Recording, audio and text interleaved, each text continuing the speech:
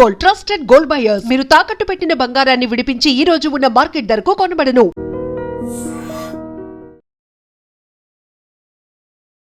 Municipal ఎన్నికల results almost వచ్చేసాయి కాబట్టి ఇప్పుడు మున్సిపాలిటీస్ లో అనుకోండి, కార్పొరేషన్ లో అనుకోండి, లీడ్ లో ఉంది ఆర్ వన్ సైడ్ విక్టరీ అనుకోండి కాంగ్రెస్ పార్టీ. అధికారంలో ఉన్నటువంటి కాంగ్రెస్ పార్టీ చాలా ప్రాంతాల్లో క్లీన్ స్వీప్ అయితే చేసింది. ఒకసారి మాట్లాడే ప్రయత్నం చేద్దాం. మనతో పాటు డిస్కషన్ లో జాయిన్ అవుతున్నారు TPCC spokesperson Syed Nizamuddin garu. Syed sir నమస్తే. Yes sir, congratulation sir. Yes sir. ఏంటి సార్, ఎక్స్పెక్ట్ చేసిందే అనుకుంటా. ఎట్లాగో అధికారంలో ఉన్నారు కాబట్టి మీరే వస్తారని అనుకున్నారా, లేకపోతే నిజంగా ఏమైనా కష్టపడ్డారా సార్? ప్రభుత్వం వచ్చి 2 సంవత్సరాలు అయింది. 2 సంవత్సరాలలో మేము చేస్తున్న పాలసీస్ కానీ, మేము జరుగుతున్న ప్రజాపాలన, ప్రజల సమస్యలు ఏమున్నాయి గ్రౌండ్ లెవెల్లో, అంటే బీఆర్ఎస్ చెప్పినట్టు కాంగ్రెస్ పార్టీ ఏం చేస్తలేదు, ఎప్పుడు తీసుకొచ్చి బట్టకాల్చి మా మీద వేయడం బీఆర్ఎస్ వాళ్ళు చేసినారు. ఆపోజిషన్ చాలా ప్రయత్నం చేసిన తర్వాత కూడా రాష్ట్ర ప్రజలు రేవంత్ రెడ్డి గారు చేస్తున్న పనితీరు చూసి పాలసీస్, ప్రభుత్వం పాలసీస్ ఏముంది, కాంగ్రెస్ పార్టీ ప్రజల సంక్షేమం గురించి ఏం చేయబోతుంది, ఏం చేస్తుంది, చెప్పిన కమిట్మెంట్ మీద కానీ మనము 6 గ్యారంటీస్ కమిట్మెంట్ ఇచ్చినాం. గ్రౌండ్లో నేను క్యాంపెయిన్కి పోయినా, నేను కొత్తకోటకి మున్సిపాలిటీస్కి నేను క్యాంపెయిన్ చేసిన. గ్రౌండ్లో పోతే మీకు 200 యూనిట్ కరెంట్ వచ్చిందా అంటే 100% మాకు వచ్చిందని చెప్తున్నారు. సో ఒక 200 యూనిట్ కరెంట్ ఫ్రీ అంటే డైరెక్ట్ 800 రూపీస్ నుంచి 1000 రూపీస్ సేవింగ్. రెండో విషయంకి వస్తే ఫ్రీ బస్సు. మీరు ఫ్రీ బస్సు వాడుకుంటున్నారా అంటే డైలీ మేము పని చేయడానికి పోతున్నాం, దానికి డెఫినెట్లీ మాకు ఫ్రీ బస్ వాడుకుంటాం అంటే అదొక్కటి 1000 రూపాయలు. ఇలాగా 2000 రూపీస్ ఇది సేవింగ్. 500 rupees gas cylinder. నిజంగా అట్లా ఆలోచిస్తున్నారా సార్? ఎందుకంటే నేను చెప్తున్నా కదా, ఈ మాట ఎందుకు అడుగుతున్నా అంటే మీరు రైతు భరోసా వేయలేదు, తర్వాత ఇచ్చింది 420 హామీలు, అందుకెళ్ళి ఏం హామీలు నెరవేర్చిండ్రు? ఏం 420 అంటే మేము ఇచ్చింది 90% హామీలు నెరవేర్చినాం కదా. April 1 నుంచి పింఛన్ కూడా చేసేస్తాము. ఏం మిగిలింది చెప్పండి? 6 గ్యారెంటీలు ఏం మిగిలింది? 2500 ఒకటే మిగిలింది, అది కూడా చేస్తాము. మేము చెప్పిన వాగ్దానము ఇది బీఆర్ఎస్ వాగ్దానాలు కావు, ఈ కాంగ్రెస్ పార్టీ వాగ్దానాలు, రేవంత్ రెడ్డి గారు వాగ్దానాలు. డెఫినెట్లీ మేము చెప్పింది 100కు 100% చేస్తున్నారనే ప్రజలు మాకు సర్పంచ్ ఎలక్షన్స్లో పట్టం కట్టినారు, మళ్ళీ తిరిగి లోకల్ బాడీ మున్సిపాలిటీలు మళ్ళీ ఇచ్చినారు. రాబోయే రోజులలో మళ్ళా ఎంపీటీసీ జెడ్పీటీసీలు ఇస్తారు, మళ్ళీ గ్రేటర్ హైదరాబాద్ మున్సిపల్ కార్పొరేషన్ ఉంది. మేము చేసిన పని ప్రజలకు నచ్చిందనే మాకు ప్రజలు మళ్ళీ అవకాశం ఇచ్చినారు. మొన్న జూబ్లీ హిల్స్ లో కూడా మీరు బుల్డోజ్ చేసి అక్కడ లోపలికి వెళ్ళి దొంగ ఓట్లు వేయించి అక్కడ అట్లనే గెలిచిండ్రు. సేమ్ ఈడ మున్సిపాలిటీలో కూడా అదే జరిగింది, దొంగ ఓట్లు వేయించుకొని గెలిపించుకున్నారు. మేమెందుకు దొంగ ఓట్లు అండి? ఇప్పుడు ఇంత సినిమా ఎక్కడిది కాంగ్రెస్ దొంగ? కాంగ్రెస్ పార్టీ 2023లో ప్రభుత్వంలో వచ్చిన తర్వాత ప్రజాపాలన చేసింది, ప్రజలకు నచ్చింది. జూబ్లీ హిల్స్లో మేము ఎట్లా గెలిచినాము? మేము పోయి డెవలప్మెంట్ చేసినాం. జూబ్లీ హిల్స్లో 200 కోట్ల రూపాయల డెవలప్మెంట్ మేము చేసినాం. 12 సంవత్సరాల కాలంగా వాళ్ళు చేయలేని పనులు మేము 2 monthsలో చేసినాం. దాని గురించి ప్రజలు మాకు చూసి ఓటేసినారు. మీరు దొంగ ఓట్లు అంటే మేము దొంగ ఓట్లు మేము వేసేదేంది? ప్రజలు వేసిన ఓట్లు. చెప్పనీకి బాగుంటుందండి, బీఆర్ఎస్ దగ్గర ఏం చెప్పుకోనీకి లేదు. వాళ్ళ కుంభకోణాలు, వాళ్ళన్ని కుట్రలు, మళ్ళా స్కాములు, వాళ్ళ గురించి అన్ని వాళ్ళ పనులు వాళ్ళు ఉన్నాయి. 10 సంవత్సరం ఏం చేసినారండి వాళ్ళు చెప్పండి? 10 సంవత్సరం సంపాదించిన పైసలన్నీ తీసుకొచ్చి లోకల్ బాడీలో జూబ్లీహిల్స్లో పైసలు పెట్టినారు, ఏం కాలేదు. సర్పంచ్లకు పైసలు పెట్టినారు, ఏం కాలేదు. ఇప్పుడు లోకల్ బాడీ మున్సిపాలిటీలో పెట్టినారు, ఏమైంది? ఏం కాదు. బీఆర్ఎస్ లేదు. బీఆర్ఎస్ ఈ 5 సంవత్సరం ప్రజలు మాకు అవకాశం ఇచ్చినారు. రేవంత్ రెడ్డి గారు ప్రజాప్రభుత్వం నడుపుతున్నారు. ఈ ప్రజాప్రభుత్వంలో మేము చేస్తున్న పాలసీస్ కానీ, మేము చేస్తున్న పనులు ప్రజలు చూసి మాకు అవకాశం ఇస్తున్నారు. మీరు చూడండి సార్, మీరు మరీ అట్లా ఓటే సైడ్ మాట్లాడద్దు. మీరు ఇప్పుడు చూడండి, వార్డులు ఎన్ని గెలిచిండ్రు మీరు? 1300 చేంజ్ వార్డులు మీది ఉంటే 700 సమ్ చేంజ్ వార్డులు బీఆర్ఎస్ పార్టీ పైసలండి. ఇప్పుడు కాంగ్రెస్ పార్టీ ప్రభుత్వంలో ఉంది కానీ మేము అట్లా దోసుకుంటలేము కదా. ఇప్పుడు మీరు శాండ్ది చూడండి, జీరో సిస్టమే ఖతం అయిపోయింది. మేము చాలా క్లియర్గా ఏ సిస్టమ్గా పోవాలి, దొంగతనం అనేది ఖతం చేసినాం. దాని గురించి దొంగ పైసలు మా దగ్గర వస్తలేవు. వాళ్ళ దగ్గర మస్తు పైసలు సంపాదించుకొని పెట్టుకున్నారు. గతంలో శాండ్ మాఫియా చేసి ఇరిగేషన్ మాఫియా చేసి స్కామ్లు చేసి కాంట్రాక్ట్లు చేసి 10 సంవత్సరం వాళ్ళు వాళ్ళ ఫ్యామిలీ గురించి వాళ్ళ పైసలు సంపాదించి పెట్టుకున్నారు. ఇప్పుడు రీజనల్ పార్టీలో ఈ దేశంలో రిచెస్ట్ పార్టీ అంటే ఒకటే పార్టీ ఉంది, BRS party is richest party. సెంట్రల్లో బీజేపీ ఉంది, వాళ్ళు రిచెస్ట్ పార్టీ ఇండియాలో ఉన్నారు. కాంగ్రెస్ పార్టీ 130 సంవత్సరాల చరిత్ర ఉండి కూడా మా దగ్గర పైసలు లేవు. మినిమం పైసలతోనే మనం నడుతున్నాం. ఎందుకంటే మనం దొంగ పనులు చేస్తలేము, దోసుకుంటలేము, స్కామ్లు చేస్తలేము. మాటకు మా మీద వచ్చే స్కామ్ గురించి మాట్లాడతారు కేటీఆర్ గారు. ఏం చెప్పనికి మీ దగ్గర లేదు, మీ మీద వస్తే మా మీద బట్టకాచి వేసేస్తారు. ఇవి పైసలు ఉన్నాయని మీకు ఇన్ని సీట్లు వస్తున్నాయి. పైసలు లేకుంటే ఏం సీట్లు రావు. మీరు ఎక్కడో 200 300 ఉండే మీరు పైసలు పెట్టి తీసుకున్నారు సీట్లన్నీ. లేకుంటే ప్రజాప్రభుత్వం చాలా బీదోళ్ళండి. నేను చూస్తున్నా కదా, కౌన్సిలర్లు నేను చూసిన వాళ్ళ పరిస్థితి ₹1,00,000 ఖర్చు పెట్టుకునే పరిస్థితి లేదు వాళ్ళకి. వాళ్ళకు ఒక 2 లక్షలు 3 లక్షలు ఇస్తే వాళ్ళ ఆశ. ప్రజలకు తీసుకుపోయి పైసలు పంచుతున్నారు. ఏం చేస్తారు వాళ్ళు? ప్రజలు చాలా కష్టకాలంలో ఉన్నారు. వాళ్ళు పైసలు తీసుకుంటారు, ఆ పైసలతోటి వాళ్ళకు సీట్లు వస్తున్నాయి. కాంగ్రెస్ పార్టీ ప్రజలకు కావాలి, ప్రజాప్రభుత్వము. మేము ఇస్తున్న గ్యారంటీలు కూడా 100కు 100% గ్యారంటీలు పబ్లిక్ నడుస్తుంది. ఎట్లా సార్, ఎట్లా గెలిచిండ్రు అనుకుంటున్నారు? మేమైతే పని చేస్తున్నాం. ఏం సార్ తిట్ల పురాణం అసలు ఏందది? ఎట్లా పురాణం అంటే ఇప్పుడు ఈ చరిత్ర కేసీఆర్ గారి చరిత్ర అండి. మళ్ళా ఇది చెప్తే ఏంది? తిట్ల పురాణం చేసిందే కేసీఆర్ గారు. తెలంగాణ ఆశ భాష అంతా చేంజ్ చేసినాడు ఆయన. ఆయన చేసిన దానికి మరి ఇప్పుడు మేము చేస్తే ఎంత? మేము ఆపోజిషన్ ఉన్నప్పుడు తిట్టలేదు ఆయన.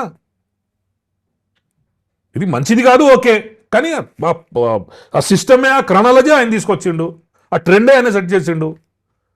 దాని గురించి మేము చెప్తాం. ఓకే, ఇక బీఆర్ఎస్ గురించి పక్కకు పెడదాం సార్. కరీంనగర్, నిజామాబాద్ గతంలో కూడా సింగిల్ లార్జెస్ట్ పార్టీ ఇవి రెండే ఉండే, ఇప్పుడు కూడా అదే ఉన్నది. మీరు ఏం చేంజ్ చేసిండ్రు? అంటే మీరు బలపడలేదా, మీకు బలం లేదా అని ఒప్పుకుంటున్నారా ఏంటన్నట్టు? అంటే ఇప్పుడు ఈ ఎట్లుందంటే ఈ కమ్యూనల్ పొలిటిక్స్తో ఆ అర్బన్ ఏరియాలో ముస్లిం ఉంటారు. మీరు రూరల్ ఏరియాలో చూస్తే కొంచెం డిస్ట్రిక్ట్ వైపులో వెళ్తే అర్బన్ ఏరియాస్లో ముస్లిమ్స్ ఉంటారు. ముస్లిం ఉన్న ప్లేస్ బీజేపీ ఇంట్రెస్ట్ ఉంటుంది.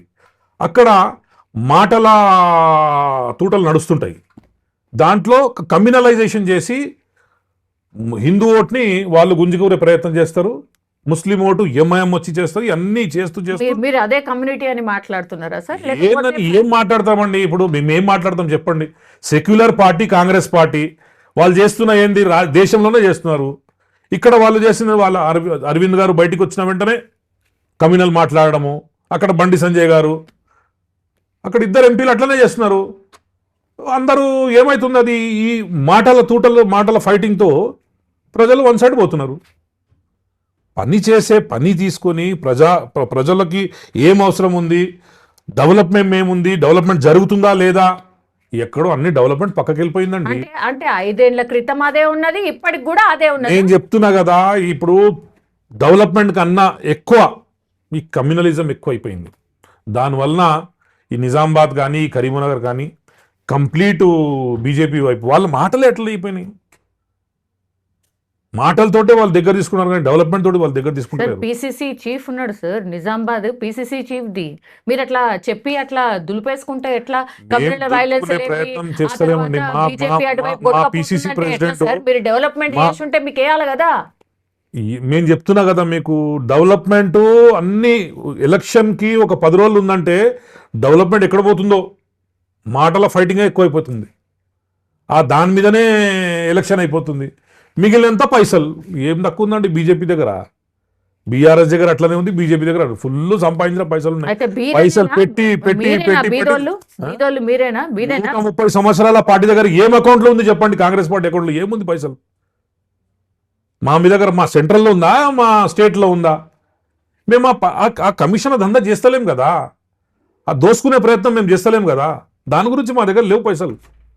మేము ఓన్లీ సంక్షేమం చేయగలుగుతాం, సంక్షేమకే తిప్పలు పడి చేసుకొని ఉంటాం. ఎందుకంటే వాగ్దానం ఇచ్చినామని, ప్రజలకి మాట ఇచ్చి వచ్చినాం, అదే మాట మీద నించుంటున్నాం, మాటకి పని చేస్తున్నాం.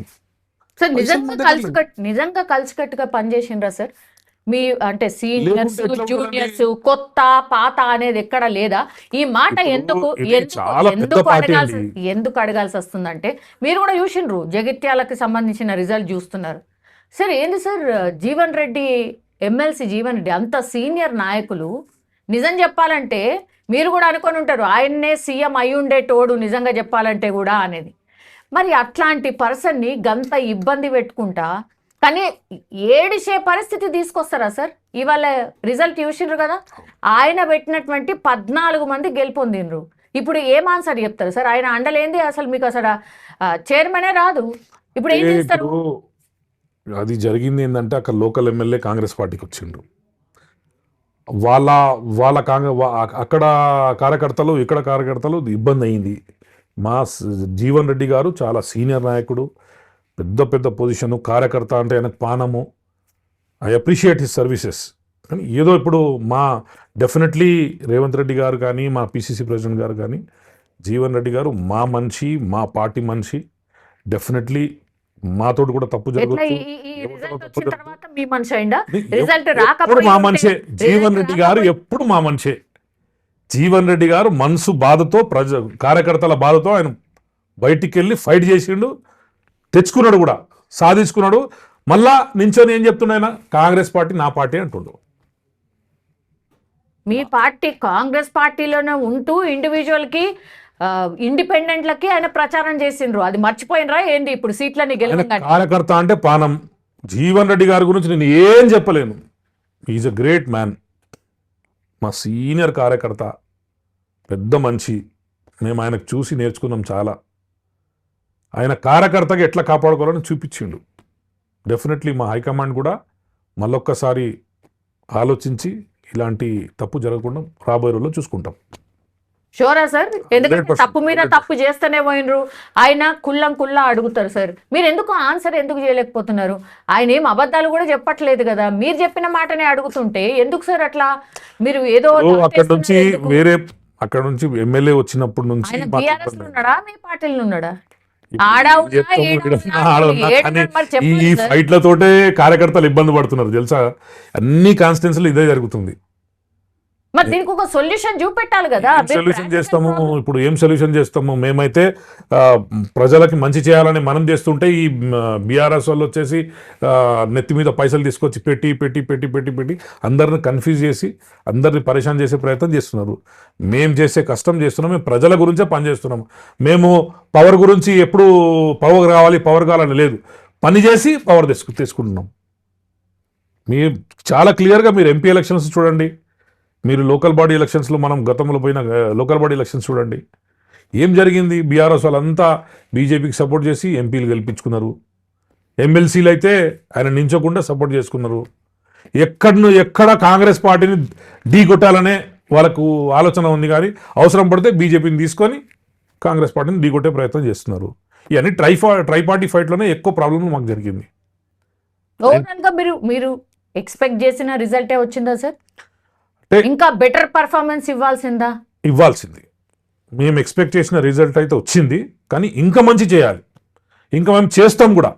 ఎందుకంటే రాబోయే రిజల్ట్ ప్రకారం మేము ఎక్కడెక్కడ తప్పులు చేసుకున్నాం, ఆ తప్పులు మేము సరిదిద్దుకొని మళ్ళీ ముందుకు ఎట్లా వెళ్ళాలి, మళ్ళీ ప్రజలు ఎక్కడ మేము తప్పు చేస్తున్నాం అనే దాని మీద ఈ రిజల్ట్ తోటి మేము చూసుకుంటాం, వెరిఫై చేస్తాం, అన్నీ చూస్తాం, చెక్ చేస్తాం. ఏ వార్డులో మనకు ఎక్కడ ఇబ్బంది జరిగింది, ఏ మున్సిపాలిటీలో మనకు జరిగింది, ఏ కార్పొరేషన్లో మేము తప్పు చేసినాం, ఏ కార్పొరేషన్లో ప్రజల వరకు మేము రీచ్ కాలేకపోయినాం, ఇవన్నీ మాకు రిజల్ట్స్ తెలుస్తుంది. మా ప్రభుత్వం ఉంది, ఎక్కడెక్కడ మేము తప్పు చేసినాం సరిదిద్దుకుంటాం. మళ్ళీ రాబోయే రోజుల్లో ఎంపీటీసీ జెడ్పీటీసీలో ఇలాంటి ప్రాబ్లం రాకుండా చూసుకుంటాం. నిజంగా పెట్టబోతున్నారా సార్ ఎంపీటీసీ జెడ్పీటీసీ? ఆ సిస్టమే ఎత్తేయబోతున్నారు, ఆ సిస్టమే 100% ఎంపీటీసీ జెడ్పీటీసీ ఉంటుంది. దాని తర్వాత greater Hyderabad municipal corporation elections ఉంటాయి. ఎప్పుడు ఉంటుంది ఎంపీటీసీ జెడ్పీటీసీ ఎలక్షన్స్? అయిన వెంటనే దగ్గర రోజులలో మా హైకమాండ్ ఏదో డిసైడ్ చేసి డెఫినెట్లీ చేస్తుంది. ఓకే. నెక్స్ట్ ఇప్పుడు జిహెచ్ఎంసీ 3 కార్పొరేషన్లు చేసిండ్రు సార్. ఇప్పుడు అవెప్పుడు? ఇప్పుడు దానికి ఒక ప్రాసెస్ ఉంది. ఇప్పటికీ మనం 150 కార్పొరేటర్స్, ఇంకో 150 పెంచి 300 అయినాయి. 300 అయిన తర్వాత 3 కార్పొరేషన్ సపరేట్ చేసినాం. మొన్న కమిషనర్లు కూడా అపాయింట్ చేసేసినాం.